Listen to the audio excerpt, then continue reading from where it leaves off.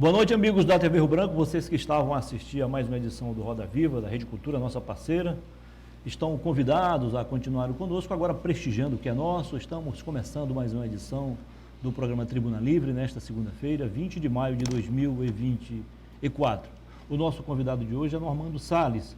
Para quem ainda não o conhece, ele foi deputado estadual, prefeito de Sena, também exerceu outros cargos não eletivos, nesse caso.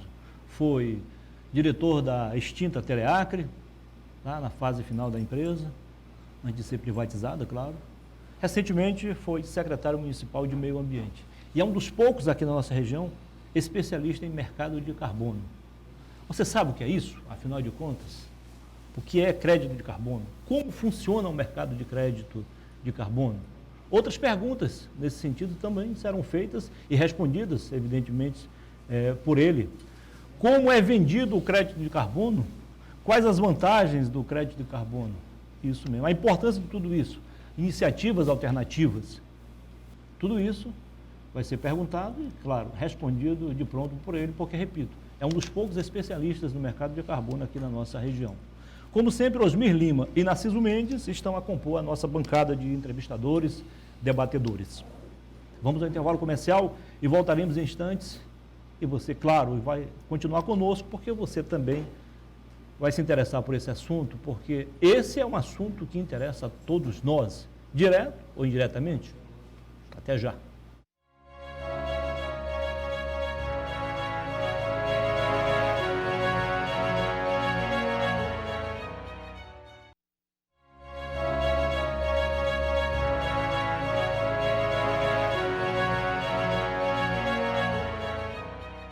Ok, estamos de volta agora em definitivo com mais uma edição do Tribuna Livre, nesta segunda-feira, 20 de maio de 2024. Desde já, muitíssimo obrigado pela sua audiência, você da capital e também do interior.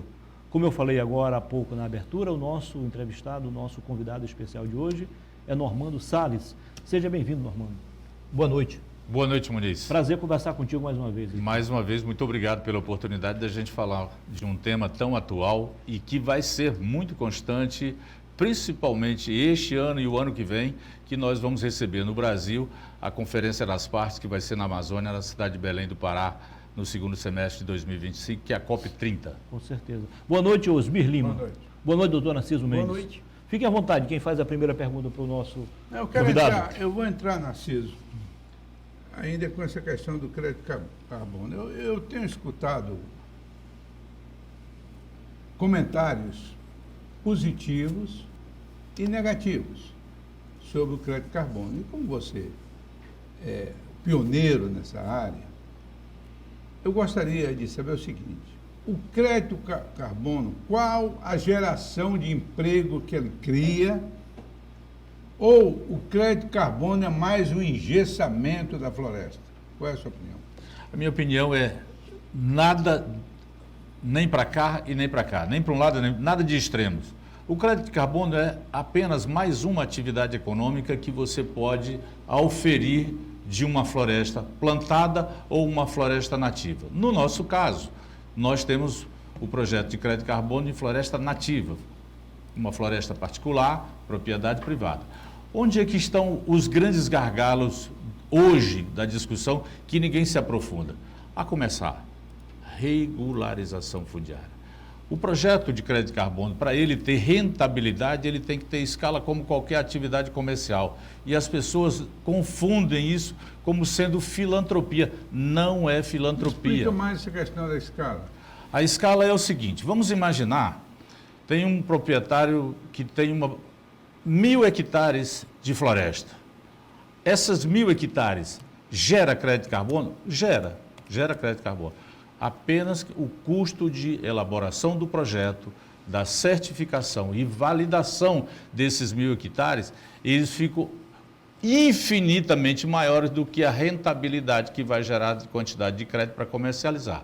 Ampliando mais ainda essa informação.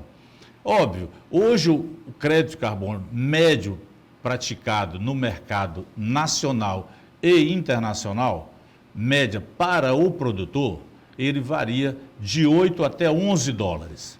E aí, onde é que muda um pouquinho? Tem o crédito de carbono normal, que você faz só a certificação para que você faça a redução das emissões e você se compromete a não deixar fazer derrubadas para pastagem, para agricultura de mecanização, ou não permitir fogo, basicamente isso.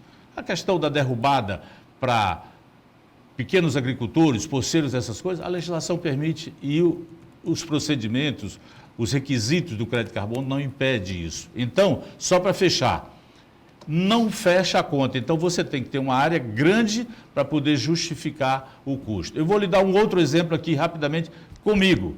Nós estamos fazendo a revalidação, porque o projeto Purus já fechou o ciclo de 10 anos, nós estamos com 13 anos de certificação do projeto e validado. Nós temos a cada 10 anos, lá atrás, você teria que revalidar e refazer. Nós estamos gastando hoje, só para fazer isso aqui, $375 mil para poder atualizar e voltar a comercializar os créditos. Me diga uma coisa, só para encerrar esse primeiro ciclo. Em 10 mil hectares de crédito de carbono, quantos empregos geraria? Depende das atividades paralelas que você vai gerar. O crédito de carbono em si gera muitos poucos empregos. Por quê? Porque você vai fazer basicamente monitoramento. Hoje, monitoramento você não faz, principalmente em área rural, com pessoas vigiando. Você faz com monitoramento de satélite. Isso tem um custo. Esses empregos não ficam direto na empresa, mas na prestadora de serviço que te mantém informado com imagens de satélite em tempo real que existe hoje. Então, isso tem custo. São geração de emprego, de atividades, paga-se imposto e tudo mais. Se você faz outras atividades, desenvolve outras atividades que não impactam a floresta e que são atividades não madeireiras, elas podem te gerar. Eu vou te dar um exemplo, eu vou pedir licença a vocês, mas nós temos em desenvolvimento no Acre um grande projeto de crédito de carbono, que creio que vai ser o maior projeto de crédito de carbono privado do Brasil.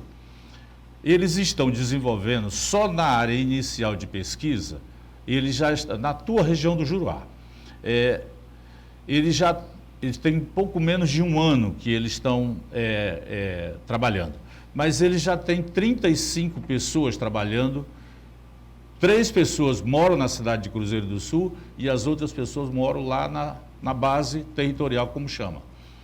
A grande maioria, 80%, pessoal de nível superior. Tudo fazendo pesquisa para desenvolver projetos de desenvolvimento econômico não madeireiro.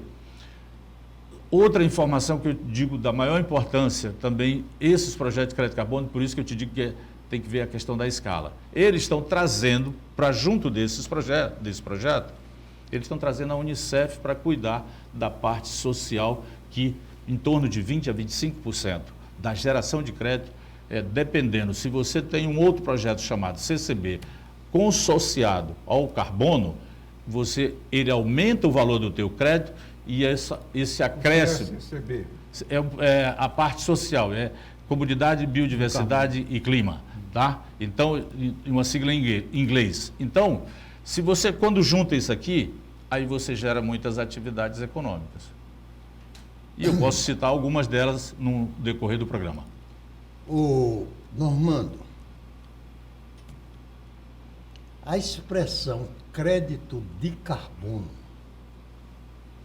foi tornada pública numa reunião da ONU, coincidentemente no Rio de Janeiro. Na Rio 92. No ano de 1992.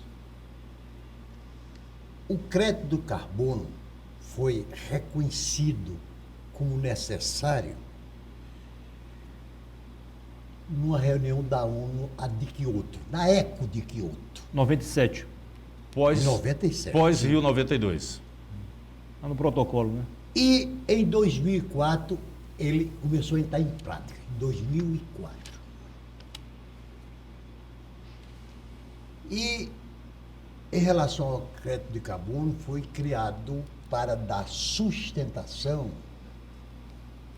uma moeda artificial, e cujo valor de cada 1.000 toneladas, para cada tonelada de gás carbono evitada de ser lançada no ar, você tinha um determinado valor. Então, o comércio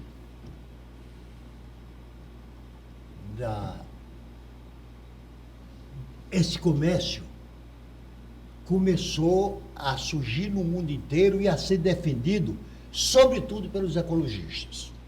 No meio deles, os xiitas. E quando o xiita entra no meio, pode ser o xiita de esquerda, de direita, pode ser religioso ou não, a desgraça está feita. Porque desaparece o bom senso, desaparece a ciência, desaparece tudo isso.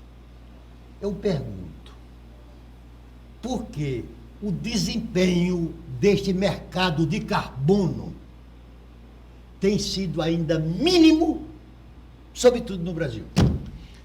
Eu vou falar uma coisa aqui que é muito, assim, eu falo na intimidade, mas vou tomar a liberdade de fazê-lo de público através do programa. Tem duas questões extremamente delicadas. A primeira porque envolve muito dinheiro. Certo. Essa é a primeira. A segunda, que o maior proprietário de terra que gera crédito de carbono no Brasil é do governo federal e dos governos estaduais. E isso gera outras motivações. E quando gera outras motivações, e as pessoas que estão nos ouvindo, e vocês sabem mais ou menos do que eu estou dizendo, que eu não posso afirmar, porque eu não posso provar, mas a motivação a gente sabe, é por isso que dá. Mas tem um terceiro item que está avançando e vai ter que ser resolvido depois das eleições desse ano. É a regulamentação disso. Nós não temos regulamentação no Brasil. Por que não temos hoje nenhum projeto de crédito de carbono gerados, implantados, feitos no Brasil, registrados no Brasil? Tem outro problema, a segurança jurídica e a falta de regulamentação. Ou você registra no Reino Unido, ou você registra nos Estados Unidos. Hoje se registra mais nos Estados Unidos, porque é o grande mercado comprador dos créditos gerados de todos os projetos do mundo. Antigamente, lá atrás, quando nós iniciamos esse processo, nós tínhamos duas grandes registradoras, todas duas americanas, a Markit e a Verra. 5, 6 anos atrás, a Verra comprou a Markit e ela virou a mega registradora, certificadora e validadora do mundo, que ela tem em torno de 84% a 86% de todos os projetos de crédito de carbono registrados no mundo. Você falou uma coisa que me deixou assim meio confuso. Você falou que a primeira coisa é muito dinheiro. Aí eu pergunto, se é muito dinheiro, por que ainda não regulamentaram no Brasil? Que ainda não foi regulamentado. Qual o desinteresse que o Brasil tem por isso? Não é desinteresse, é os desentendimentos entre a elite dos ecologistas, o mercado financeiro. A atividade econômica de crédito de carbono é uma atividade desenvolvida pelo mercado financeiro internacional. Vamos parar com isso. E por que a geração de crédito de carbono? Por conta do consumo de energia que nós temos no mundo, e as matrizes de geração de energia, elas são altamente poluidoras, notadamente nos países desenvolvidos e no velho mundo. Qual é o velho mundo? A Europa tradicional. A Alemanha voltou com a guerra na Ucrânia, voltou a plantar floresta para produzir carvão para gerar energia. Pouca gente sabe. O lixo produzido na cidade de Nova York, ele é todo adquirido, ou todo um percentual muito grande, é adquirido pelo Reino da Dinamarca, que tem uma frota de navios que compra esse lixo da Prefeitura de Nova York e leva para a Dinamarca para gerar energia, para fazer aquecimento por conta da questão do frio, aquecimento das casas. Então, olha o nível de complexidade. Isso é atividade macroeconômica. Mas isso quer dizer o seguinte, em outras palavras. São as grandes nações desenvolvidas querendo purgar os seus pecados, fazendo com que a Amazônia preserve, e em cada preservação que eles fazem, eles são perdoados em parte pelos que fizeram na Europa e nos Estados Unidos. A mesma coisa no Brasil. Por exemplo, qual é, na minha avaliação, qual é o segundo maior e mais importante bioma florestal do Brasil? A Mata Atlântica. Quanto é que tem de Mata Atlântica hoje no Brasil? Quem é que destruiu? Todos esses estados que ficam de frente para a costa marítima do Brasil, do Oceano Atlântico. E aí vem nos cobrar todas essas pessoas que são os maiores defensores da preservação da Amazônia, onde eles vivem? Aí eu vou meter o dedo na colher aqui. Olha a ironia do destino que está acontecendo no Rio Grande do Sul. O Rio Grande do Sul não tem floresta, só tem floresta plantada. E o Rio Grande do Sul, na parte que faz a divisa ali, de um lado com o Paraná e do outro lado de Santa Catarina, são as famosas serras gaúchas e catarinenses e paranaenses. E olha o que está acontecendo. Na planície, onde se produz tudo, é um estado de pântano, um problema climático que não é da Amazônia, é do mundo. A consequência vem para onde? E quem é que motiva todas essas coisas? As correntes marítimas. Mas eu pergunto para você o seguinte, a opinião está se generalizando porque os ambientalistas têm uma competência extraordinária de divulgar Teoria, suas ideias. tudo, muita coisa teoria. Esses fatos que estão acontecendo no Rio Grande do Sul e os fatos de seca acontecidos na Amazônia são problemas climáticos resultado dessa política ambientalista hoje no mundo? Porque eu cito dois fatos. A maior seca que nós tivemos no Brasil, foi na região, né? Em 1877, que durou até 1879. E em 1941, o próprio Rio Grande do Sul, em algumas cidades, está ultrapassando 1941. Outras não, foi a maior encheia que houve, em 41. Sim. Não se falava em mudanças climáticas. Sim. Como é que você está vendo isso aí, de querer culpar as mudanças climáticas? Na verdade, nós, antes de iniciarmos o programa, a gente falava de uma questão. Volto a insistir, essa questão de mudança climática é uma nomenclatura criada pelos ambientalistas. Ponto. O que existe? Existe uma mudança significativa. Em 1941, qual era a população do Brasil e qual era a população da Terra? Quantos carros nós tínhamos circulando no Brasil e no mundo em 1941 e vamos ver em 2024? Vamos aqui para o Brasil. Esquece o velho mundo, esquece a Ásia. A indústria motora da economia brasileira são as montadoras de automóveis. Nós não temos ferrovia, nós temos caminhões, bitrem, carretas. Hoje, para você sair do Acre para chegar em Cuiabá, você leva muito mais tempo para chegar em Cuiabá, no mesmo carro que você sai daqui para Lima, que é a mesma distância. E olha que aqui a gente sobe e desce a Cordilheira dos Andes por qualquer lado que você for, ou por Cusco, ou por Puno, ou pelo litoral, ou pelo centro do Peru. Agora, por conta de quê?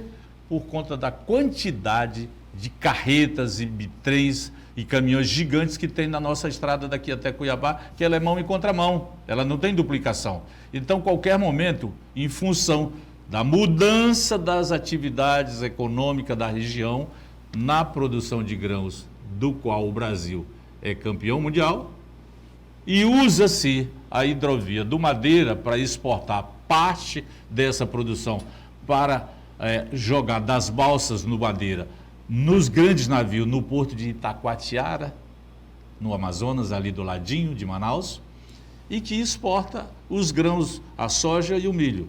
Então, o fluxo econômico, a geração de poluição, olha, antigamente nós tínhamos bomba injetora de carros a diesel, hoje não temos mais, é injeção direta. Mesmo assim, não se reduziu nem 15% da poluição.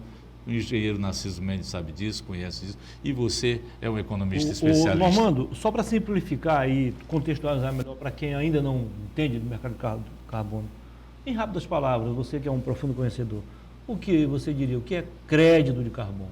Eu diria que é uma atividade econômica onde você vai elencar como mais uma atividade rentável da tua propriedade. Você pode ter inúmeras atividades econômicas numa floresta plantada ou nativa. Você tem que escolher naquilo. Cada um de nós não escolheu uma profissão para estudar e se formar e trabalhar nela. Tem outras pessoas que desenvolvem atividades econômicas. Um é comerciante, o outro é industrial, o outro é prestador de serviço, o outro é fornecedor de matéria-prima, enfim. Atividades econômicas mais diversas, mas todos nós dependemos um do outro. Isso. A- A não o crédito- exploração vai gerar rentabilidade, vai gerar remuneração. A exploração gera mais uma remuneração de uma propriedade. E nesse caso, a não exploração gera remuneração. Não gera remuneração. Ela hoje, por exemplo, na legislação brasileira, a gente tem na Amazônia, e fruto também da pressão do pessoal do litoral, que nós tínhamos a possibilidade, e se nós derrubarmos, e aqui eu não estou fazendo a defesa, se nós derrubarmos 50% da nossa floresta que temos ou que já tínhamos, como tinha antes da passar daquela legislação do governo Fernando Henrique, de cair de 50% para 20%, nós temos responsabilidade sobre 100% da propriedade, mas nós só podemos utilizá-la para fins comerciais em determinadas atividades de 20%. Isso é uma incoerência, isso é uma estupidez. E o próprio governo, aí eu vou desviar um pouquinho, o governo atual, e que já trabalhou no Brasil há muito tempo, esse mesmo governo, a matriz política, estimula a invasão de terra. E por que não invade terra pública, só invade terra particular? Esse é o grande complicador também. O Normando, ainda bem que você está abordando esse assunto numa linguagem inteligível para quem ignora essa questão tão complexa quanto é efeito estufa, aquecimento global e assim sucessivamente. Mas, e você, de antemão, falou que os interesses econômicos estão sobremaneira, Osbi, por trás dessa questão. Afirmo isso. E a ONU tem pesquisas que comprovam que 1% da população mais rica do Brasil, 1% da população mais rica do Brasil,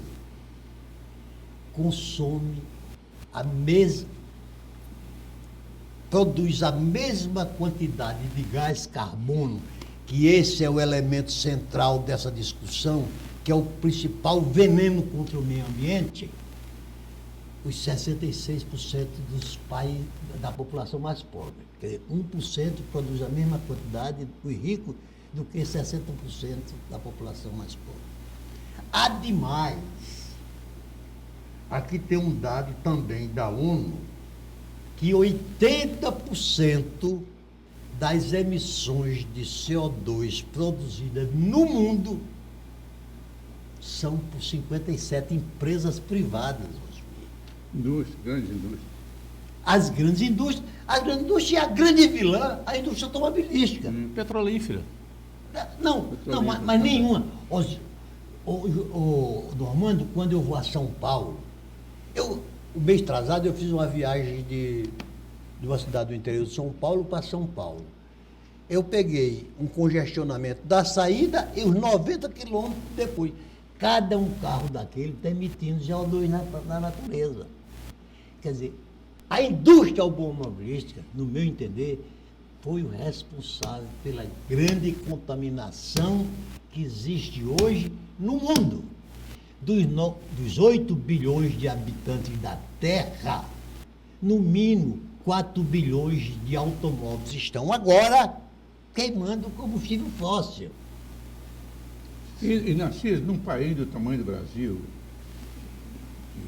de dimensão continental, o grande equívoco nosso foi não termos feito a opção pela ferrovia. Também. Embora também os trens a vapor também emitissem gás carbônico, mas em menor quantidade e transportando maior quantidade de mercadoria de pessoas. Já pensou? Uma viagem daqui a Brasília, de Rio Branco a Brasília. 3.000 quilômetros. Num trem confortável, com um restaurante, com cabine para você dormir. Seria uma forma de fazer turismo e sairia muito mais barato do que essas passagens aéreas aí que estão... Nós vamos ao intervalo comercial e voltaremos em instantes. E aí o Normando, querendo, pode falar também sobre os apontamentos do doutor Narciso, ok? Ok. Já a gente volta. Até já.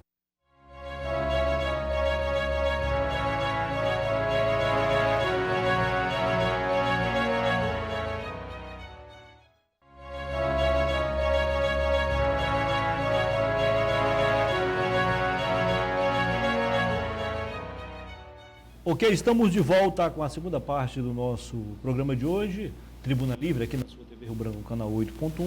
Como sempre, contamos aqui hoje, mais uma vez, com a presença, né, o Márcio, do nosso caricaturista, o Daniel Cabral, que está dando um retoque ali. Cadê, Márcio? Mostra aí, Márcio. No outro bloco a gente mostra, então. Normando Salles, você disse que ia aproveitar, então, a deixa do doutor Narciso. Então, fique à vontade aí, Muniz. na virada do bloco. Narciso fez uma observação e uma pergunta extremamente interessante. Por que se fala só em desmatamento? E onde que se gera os maiores problemas de degradação ambiental do planeta? É onde a gente vive, são nas cidades. Gente do céu, analise o seguinte, vocês já pararam para pensar o impacto que gera, vamos falar da cidade de Rio Branco, minimizou, mas não resolveu. Esse aterro de inerte que tem aqui no início da Transacriana, no anel viário de Rio Branco. Até muito tempo atrás, todo verão, ali era um fogaréu enorme. Aí as pessoas se perguntam, mas por que gera fogo se não está queimando e está gerando fogo dali daquele aterro? Às vezes até no inverno, em pleno inverno. Em pleno inverno, mas sabe por quê? Porque todos esses detritos que vão se decompondo por conta da pressão, uma coisa em cima da outra, gera gás. Exatamente. E daqui a pouco, qualquer fissura, qualquer fagulha que cai ali dentro, às vezes não é nem proposital, às vezes o vento leva, gera o fogo. Por isso que nós temos uma fonte de geração de energia que eu defendo, e tem gente que me critica, não tem problema, respeito quem pensa diferente de mim.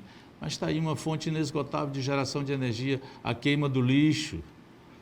Nós temos aqui, e aqui eu vou fazer um outro registro, nada político, mas pode interpretar do jeito que quiser. Justiça se faça. O Bocalon fez uma coisa aqui que todos os prefeitos têm que adotar como prioridade nessa cidade. Essa cidade é cheia de córregos, de pequenos rios e canais de relevo que gera para o Igarapé e São Francisco, mas a população não contribui, porque a população que degrada, que joga o lixo, que joga a carcaça de televisão, joga a carcaça de fogão, joga a carcaça de carro, joga tudo ali dentro e impede o fluxo das águas. No verão passado, o prefeito Bocalon fez um trabalho muito forte de limpeza dos afluentes do São Francisco. Você veja que nós tivemos uma alagação grande, mas na chuva que deram não deu tanto problema como deu no primeiro ano da gestão dele. Eu estou colocando práticas aqui de exercício da nossa prática diária nas cidades. Vou trazer uma outra informação para vocês. O Brasil foi o primeiro país do mundo e uma empresa brasileira que desenvolveu, certificou e validou o primeiro projeto de crédito de carbono com geração de energia de lixo do mundo, que foi na cidade de São Paulo, que é o crédito mais bem pago do mercado global. Hoje, o crédito de carbono de lixo, ele varia de 30 a 40 dólares a tonelada. Nós temos na cidade de Jaboatão dos Guararapes, um dos melhores exemplos disso, numa área de terra do mesmo tamanho da outra aqui de Rio Branco. Eles têm uma geração de energia, eles têm a reciclagem da água e eles usam, Narciso Mendes e Osmi Lima, e meu caro Muniz, e você que está me vendo, até a borra do churume da decantação da água, para poder jogar no córrego de volta, eles usam como biofertilizante. Portanto, tudo é matéria-prima para a atividade econômica. E isso é nas cidades. E por que as pessoas não falam da poluição que gera na cidade? São os carros, é o nosso lixo que a gente produz de dentro da nossa casa e o coletor de lixo vem buscar, mas tem que ter o tratamento e o processamento dele. Olha como a coisa é complexa. Normando, é a última pergunta que eu vou fazer sobre a questão de crédito de carbono. O Congresso Nacional fez uma lei, todos vocês sabem, onde o Narciso já citou, onde 80% das terras, os proprietários de terras só podem usufruir 20%. 80% é preservado, né? O que é um absurdo. E isso no bioma amazônico. Bioma amazônico, porque o Nordeste é outro percentual menor, o Centro-Oeste menor ainda. Bem, eu pergunto para ti o seguinte, esses 80% podem ser aproveitados como crédito de carbono? Pode. No início, quando eu fiz o projeto 13 anos atrás, 15 anos atrás, não podia. Hoje você já pode usar a reserva legal, que isso chama reserva legal, Sim. você pode utilizar essa como geração de crédito, você fazer o cálculo da biomassa daqueles 80% e contabilizar para você aumentar o teu estoque de sequestro de carbono. E que o sequestro gera os créditos. Um mal menor. Ô, Normando, Mas isso foi fruto da evolução do entendimento desse processo, dos poucos projetos que ainda tem nos processos de auditoria, que a gente mostrava para os auditores, e todos eles, auditores internacionais, tinham dificuldade de assimilar a legislação brasileira, que eles entenderam que era injusto a gente ter responsabilidade e a gente não ter o direito de usufruir da responsabilidade que a gente tem de cuidar e a gente não poder, já que a gente preserva. Esse projeto de lei, eu fiz parte da comissão do Congresso que analisou. Mas você vê a malandragem que tem no Congresso. Quando formaram a comissão, que nós fomos fazer a primeira reunião, que nós íamos apresentar emendas a isso, até alterando, como hoje que é o máximo, 50% e outras coisas, tinha passado o prazo de apresentar a emenda. Quer dizer, isso é manobra dos líderes do Sul, do Sudeste, do próprio Centro-Oeste, que tem interesse que a Amazônia continue essa beleza. Só para fechar rapidamente, vocês conhecem com todo respeito, se você pega um trem do aeroporto de Orly para o centro de Paris, e você olha e passa naquelas margens, é uma poluição muito semelhante ao saindo de Guarulhos para vir para o centro de São Paulo. E aí vem seu Macron e os seus produtores de lá. Enquanto nós produzimos soja, milho e outras culturas nas nossas terras aqui, a Europa produz feno para alimentar os poucos animais que tem na Europa. Então isso é questão macroeconômica. É claro. ô Normando, tem uma canção que diz que o Brasil é bonito por natureza, rico por natureza. E realmente é. Abençoado por Deus, bonito por natureza. Não. Obrigado pela correção. O Brasil é como Abençoado por Deus e bonito por natureza. Do Jorge Ben. O Brasil possui 70% da sua energia elétrica produzida pela água, as hidrelétricas, não poluentes. O Brasil possui o melhor sol para a produção de energia solar, até porque nós estamos colocados nos trópicos. Um sol permanente. Claro. Sol permanente. E por que esta guerra entre ecologistas e desenvolvimentistas até agora não souberam aproveitar os nossos recursos naturais para transformar em riqueza? Quando eu digo transformar em riqueza, transformar em emprego, em qualidade de vida da sua população. Instalar fábricas que gerariam E emprego. nós continuamos sendo um dos países que ainda, com muita boa vontade, nós dizemos que está em bom estado de desenvolvimento social. Eu não diria de desenvolvimento social, mas de desenvolvimento ambiental. O Brasil cresce na mesma proporção da sua produtividade agrícola. Hoje, ninguém pratica mais atividades preservacionistas do que o agronegócio. É mesmo? Ninguém, não tem atividade econômica no Brasil que esteja mais sintonizados hoje. E o uso dos agrotóxicos? Eles estão diminuindo, porque eles estão produzindo outras ferramentas com apoio da nossa querida e gloriosa Embrapa. Embrapa Cerrado, Embrapa Amazônia, Embrapa Equatorial, Nordeste. Hoje, quem é presidente da Embrapa Gado de Leite é uma conterrânea sua, amiga minha, Elizabeth. Então, você imagina. E aí, o que muitas vezes as pessoas Mas por que não resolve? Desculpa. Disposição política. Falta sensibilidade de quem tem o poder para decidir isso. E volto a repetir o que eu falava no início. Isso são interesses econômicos. E eu vou trazer uma outra informação. Econômicos e políticos. Econômicos e políticos. Sabe quem são os grandes compradores de crédito de carbono do mundo? Os bancos. Os bancos já estão colateralizando os créditos de carbono e já estão dinheiro também com isso. muito. Ele serve de lastro hoje, o próprio Banco Central. Já na imaginação que eles serão remunerados futuramente?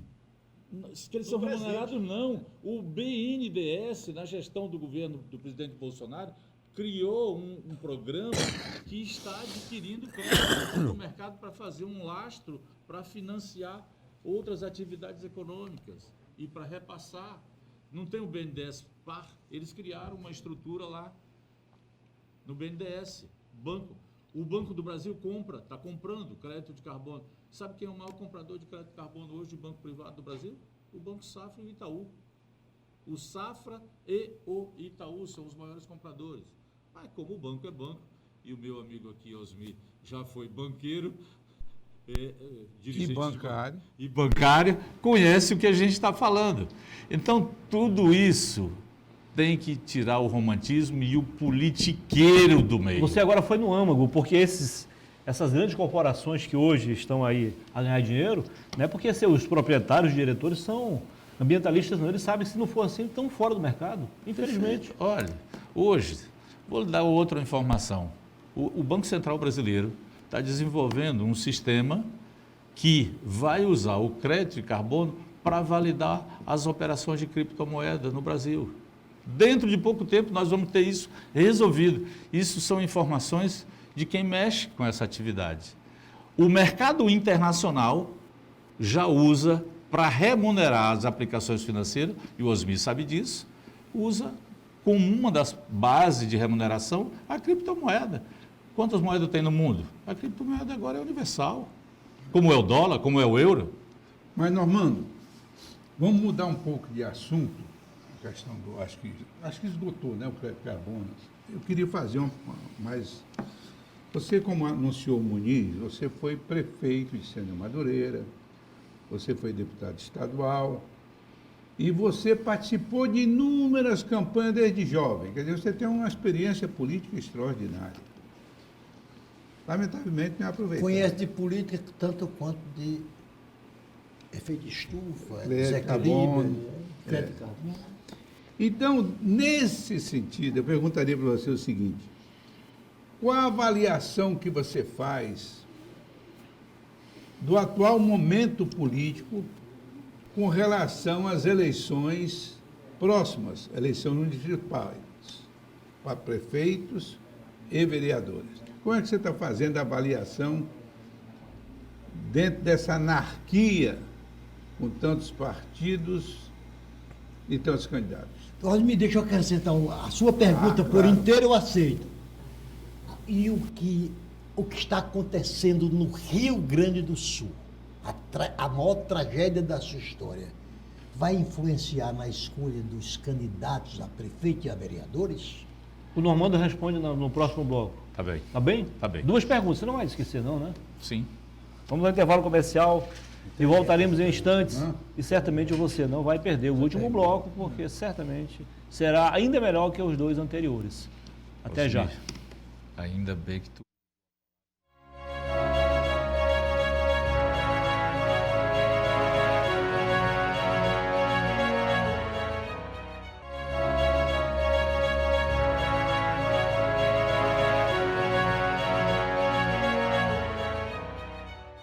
Ok, estamos de volta com a terceira e última parte do Tribuna Livre desta segunda-feira.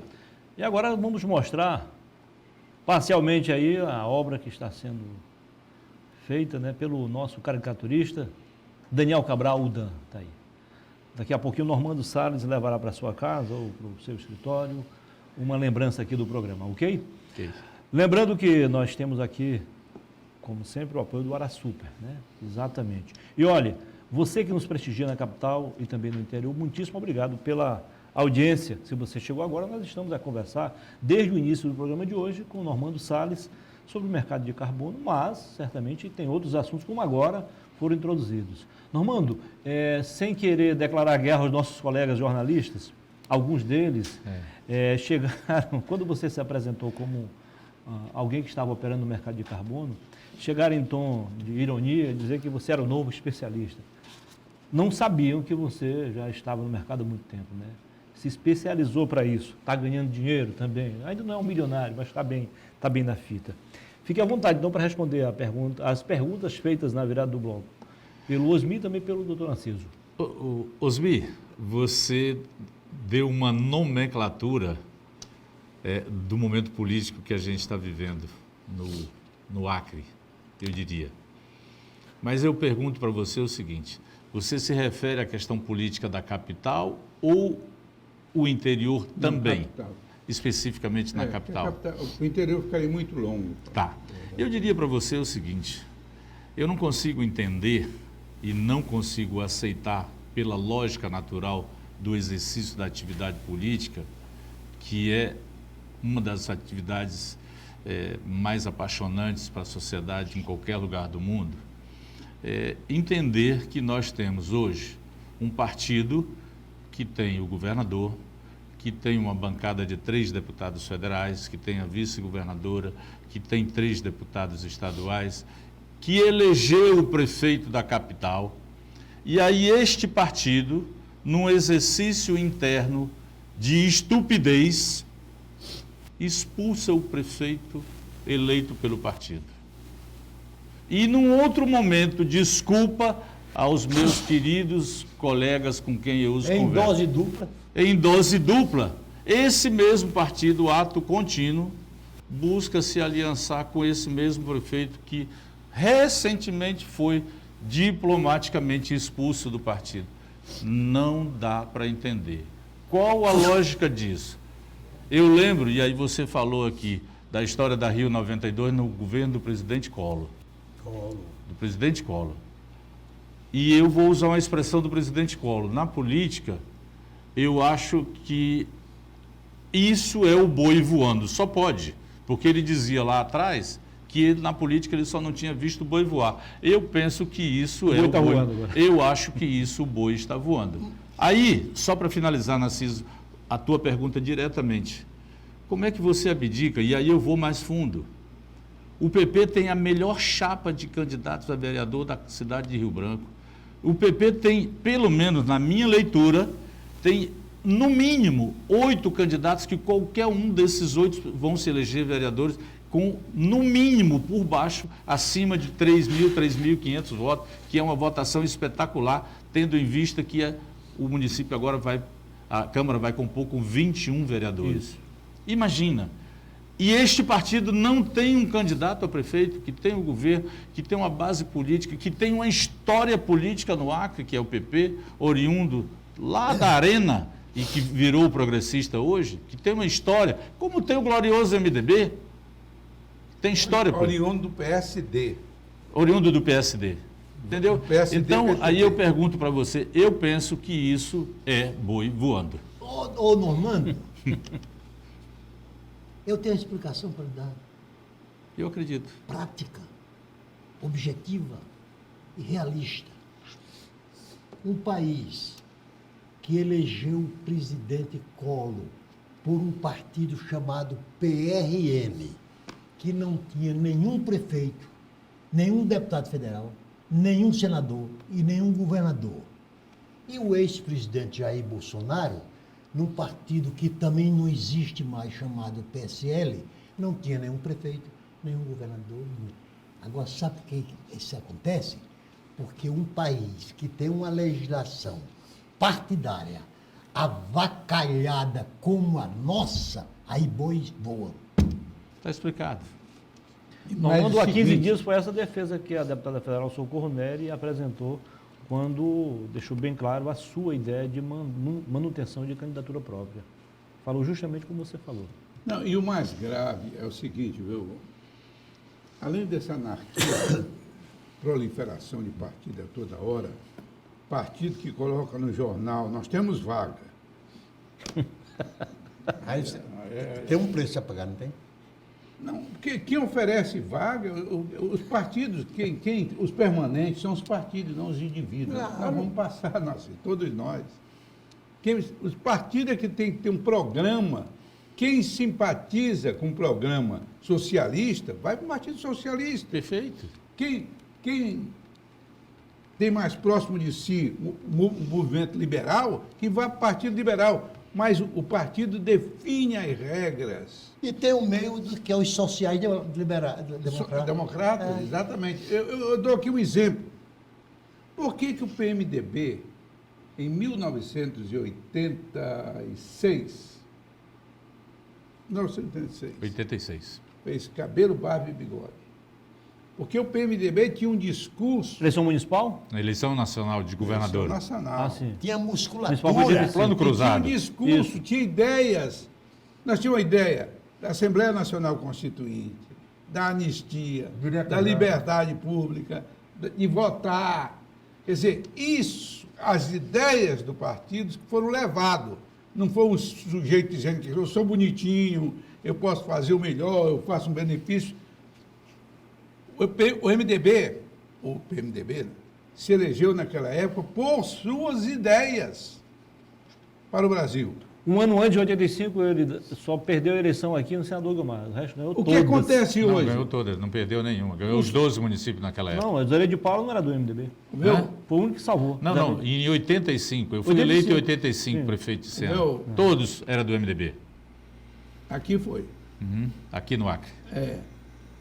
Você não via, ao mesmo tempo que o outro partido, o PSD, depois de Arena, ele defendia a manutenção do que ali estava, porque no ponto de vista dele estava dando certo, o Brasil vinha se desenvolvendo, etc, etc. Então se discutia ideias. Hoje o sujeito vai para um partido, ele não sabe nem se o partido tem programa. Ele nunca leu o programa. Não, nunca leu um programa de partido. Então, os partidos no Brasil, Nem o estatuto? nem estatuto quer saber disso, eles mal assinam aquela ficha lá na frente do coisa. E quando tem, não cumpre. Eu vou dar um exemplo. Eu fiz parte do PFL, até como deputado. O PFL é um partido liberal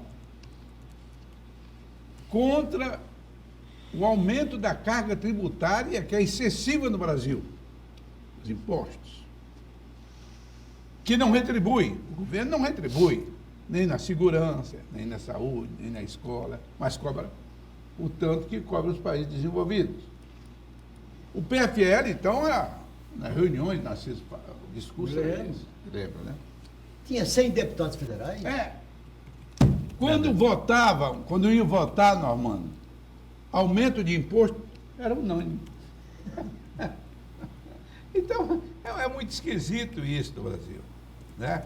Votava a favor do governo para aumentar impostos, quando ele, no seu estatuto. Por que o Mário Covas saiu do PMDB? Na Constituinte, te lembra? Eu fui vice-líder do PMDB na Constituinte, e ele era o líder. Eu lembro. Eram alguns vice-líderes.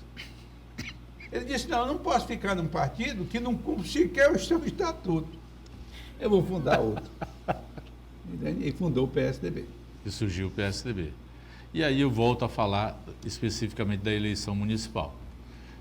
Eu vou tocar num assunto aqui que pode parecer chavão, e aqui eu não defendo nem A nem B, porque hoje eu me sinto muito à vontade que eu não estou filiado a lugar nenhum. Não é partido não estou filiado a lugar nenhum. Eu ouço muito, tanto na imprensa, nas redes sociais e nas conversas de pé de ouvido da Rádio Cipó, porque fulano é do PT. Quem não serviu aos governos do PT no Acre? Quem não já foi? E aí eu cito, só tem um partido político que nunca se juntou com o PT, o MDB. Os outros todos, das lideranças políticas nossas em atividade, todos eles em algum momento se juntaram à Frente Popular, menos Estava debaixo do guarda-chuva do PT. Eu fiz esse comentário, viu, para um dirigente do MDB. Eu digo, agora vocês também estão na mesma lista. Ele disse, não, continuamos porque eles é que estão conosco. E eles têm razão. Tem razão. E eles têm razão. Então você imagina, quer dizer, Mas também, se você pegar a história, vírgula, Sim. em 90, no segundo turno, uma banda grande do sim, MDB apoiou o tentou. Jorge Viana no segundo turno. E A maior nós parte, que a maior ficamos parte. com o Edmundo Pinto, ganhamos as eleições. É isso.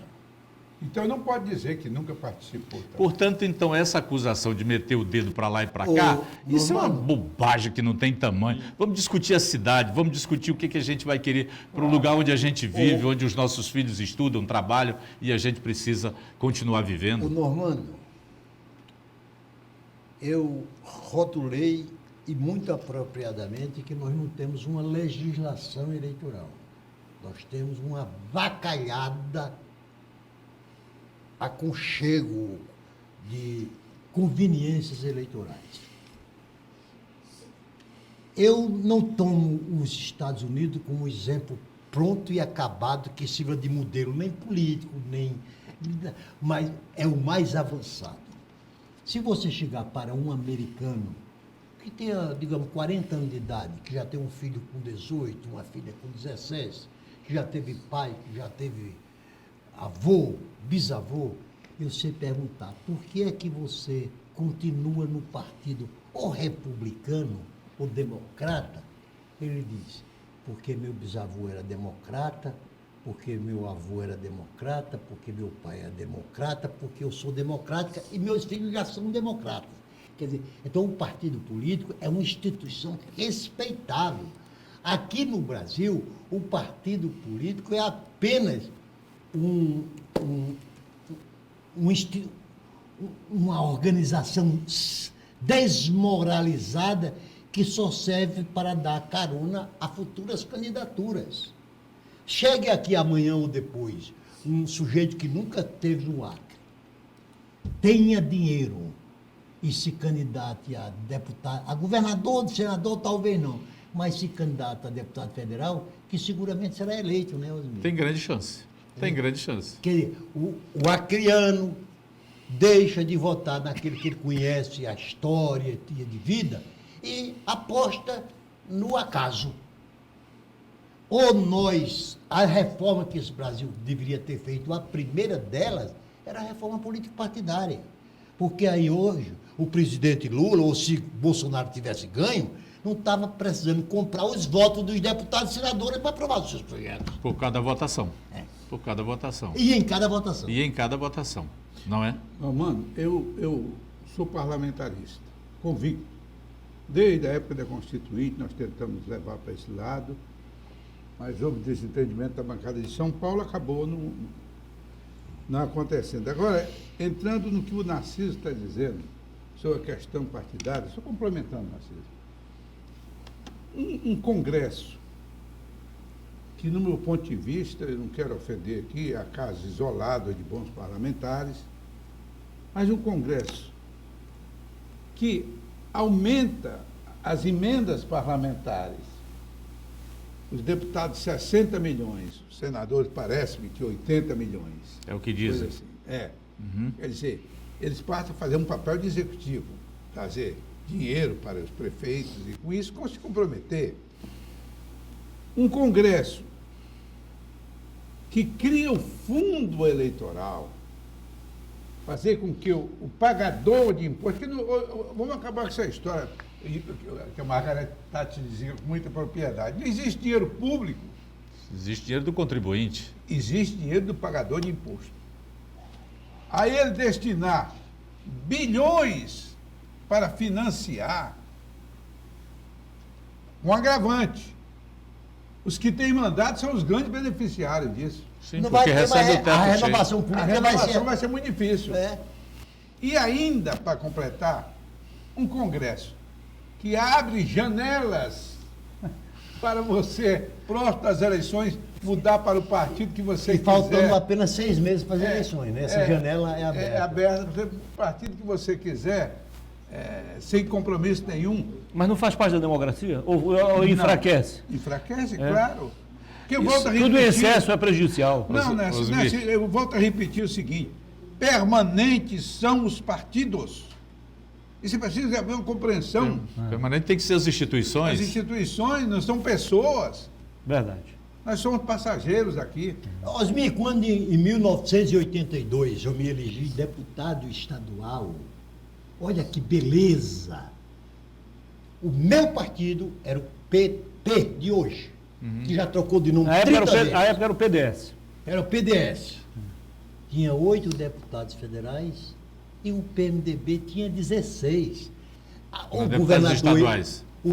Estaduais. 16. Estaduais. E o PMDB, naquela época, o governador foi Nabojo. Nabojo. E me permita eu contar aqui uma coisa. Certa vez a nossa bancada foi chamada, os nossos 8 foram chamados pelo governador Nabojo. Daí meu profundo respeito a esse cidadão. A seu caráter democrático. É que quando nós chegamos lá no palácio, nós não sabíamos o que é que o governador queria conosco. Ele queria tratar da presidência da Assembleia. A gente já ficou preocupado. Como é que ele tem 16 votos contra 8? Ele quer o nosso apoio. Aí o Nabojo disse, olha, nós vamos ter uma eleição para a escolha do presidente da Assembleia e eu gostaria de dizer que o PMDB tem um candidato que era o Edson Cadacho, cidadão honradíssimo. Vocês concordam com essa candidatura? A gente não ia discordar porque ele dizia, então eu vou impor. Tinha maioria? É. Então vamos a votos. Né? Não, ou vamos a voto. Aí, quando nós concordamos, ele disse, então indique o primeiro secretário. Vocês indicam. Aí a gente indicou o Félix Bistênio na época. Você já imaginou, hoje uma eleição na presidência da diretoria da nossa Assembleia Legislativa, tem briga até pelo segundo suplente, Osmir. Briga pela primeira secretaria, pela segunda... Quer dizer, então, esse espírito demonstrado por Nabojo naquela ocasião, que devia estar prevalecendo, não só no Acre, mas no Brasil inteiro. Doutor Narciso. A briga pela presidência da Câmara dos Deputados, você vai ver no que vai resultar, Osmir. Mas Narciso, Já começou. Narciso Muniz, o Narciso fala uma coisa que é muito interessante. Eu considero que isso é a maior demonstração que os partidos políticos, Osmir, não têm mais a organicidade que outrora tinha. Claro que não. Não tem formação de quadros, não tem discussões internas. Os partidos se formam para disputar. Não tem programas. Não tem programa, quer dizer, você vê a cada período que antecede os últimos 30 dias para se filiar para disputar a próxima eleição, é um corre-corre, é uma disputa disso. Eu vou ter o quê? Eu vou ter o quê aqui? O que é que você vai me dar aqui? Não mais projetam. As pessoas que vão para determinado partido já Candidaturas. vão condicionados quanto vão receber para suas campanhas. Isso não existe, gente. Doutor Narciso, estamos chegando ao final do programa. Suas considerações finais, por gentileza. Não, eu quero dizer, Normando, que você só ficou devendo uma resposta. Aqui também não lhe foi perguntado, então você não ficou devendo. A eleição para a Prefeitura de Sena Madureira vai ser uma guerra do tipo olho por olho e dente por dente? Sim. Sim. Normando, Só isso. Seco. Normando, Osmir. eu agradeço e é sempre uma satisfação conversar contigo, principalmente sobre política. O pessoal fala em renovação. A renovação se dá com o tempo. As pessoas precisam, acima de tudo, de experiência. E nem de modo de vida, cada um tem o seu. Perfeito. Mas de experiência. Respeitar os cabelos brancos. Né? Como já dizia o velho rei do Baião, respeita os 8 baixos do teu pai.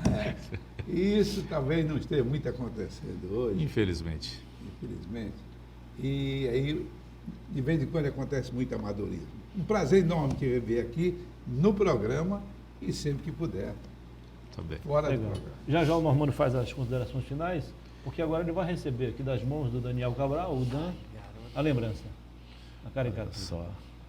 Gostou, Normando? Daniel, obrigado. Eu vou botar isso aqui na moldura e na hora que os amigos quiserem me dar a honra de me visitar no escritório, vai estar lá. Seu sorriso já disse que você gostou. Gostei. Legal. Obrigado. Normando, foi um Daniel. prazer conversar contigo. Parabéns aí pelo seu desempenho, pela sua performance desde o início até o final do programa. Como sempre, de forma clara, objetiva, inteligente, respondeu todas as perguntas.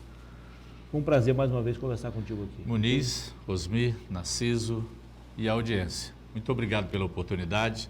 Penso que esse assunto que vocês trouxeram no início do programa sobre a questão ambiental, ela vai ser cada vez mais constante, como disse no início. O ano que vem nós vamos sediar a COP30 em Belém do Pará e, diga-se de passagem, eu penso que vai ser um bom momento para a gente refletir sobre muitas coisas. Mas nós, amazônidas, brasileiros, temos que ter mais altivez naquilo que buscamos. Porque nós não somos inferiores a ninguém, muito pelo contrário.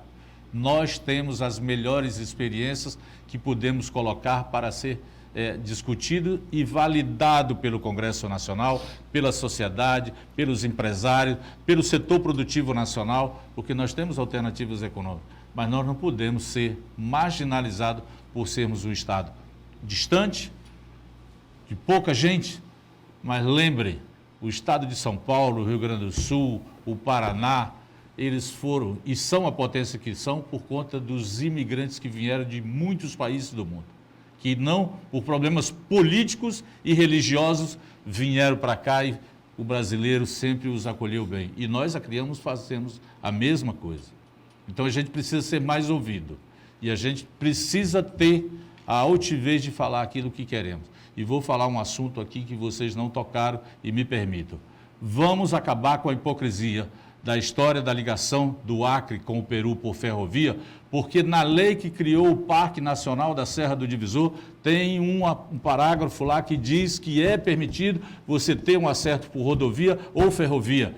E os ambientalistas ou aqueles que são contra porque não são eles que vão fazer, vão impedir? Gente, não sejam cruéis. Quando os chineses aportam a montanha de dinheiro para fazer um megaporto, que vai ser o maior porto da América Latina, inúmeras vezes maior do que o Porto de Santos, numa cidadezinha ao lado de Lima, o Porto de Xangai. O segundo semestre vai inaugurar agora 50%, que esse 50% já será maior do que o Porto de Santos. E a gente não ter essa oportunidade da ligação, de passar pelo Acre e desenvolver atividades por mais perto, fugindo da Cordilheira dos Andes, isso é um contrassenso. Vamos discutir isso com seriedade e com respeitabilidade.